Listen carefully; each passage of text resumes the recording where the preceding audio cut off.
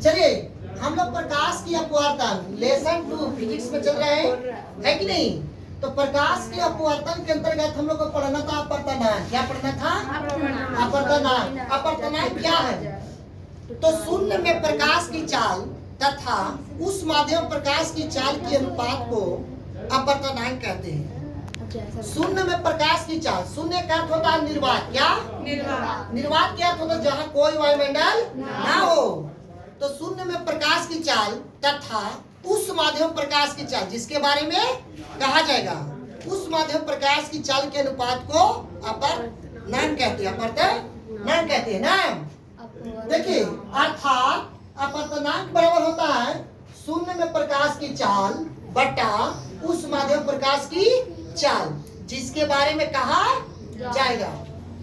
जैसे according to future चलते हम, जैसे एक एग्जांपल में लेकर, जैसे हम जानते हैं कि निर्वात में प्रकाश की चाल 3 लाख मीटर पर सेकेंड या किलोमीटर पर सेकेंड ले सकते हैं। तो 3 × 10⁸ मीटर पर सेकेंड निर्वात में प्रकाश की चाल होता है, जिसको शून्य माध्यम होती है। पानी का अपवर्तनांक ज्ञात करने के लिए कह रहा है, किसका? पानी का। लेकिन पानी के प्रकाश की चाल, पानी में प्रकाश की चाल कितना होता है जी? 2,25,000। 2,25,000 ना। चलिए इसको निकालने जा रहे हैं। तो शून्य में प्रकाश की चाल अर्थात निर्वात का अपवर्तनांक कितना है?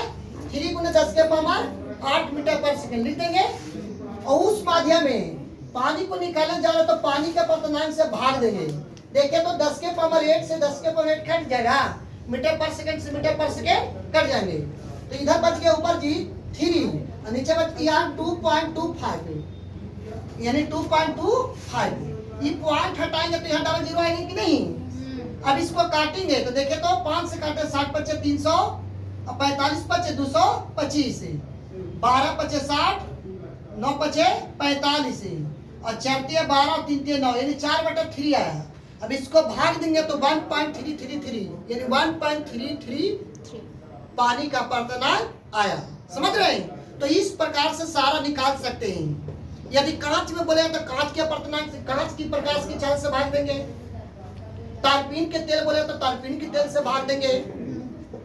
वायु की बोलेगा अपवर्तनांक की निकालने के लिए तो वायु की प्रकाश की चाल से भाग देंगे शून्य में। समझ रहे हैं? तो चलिए इस प्रकार से निकाल सकते हैं।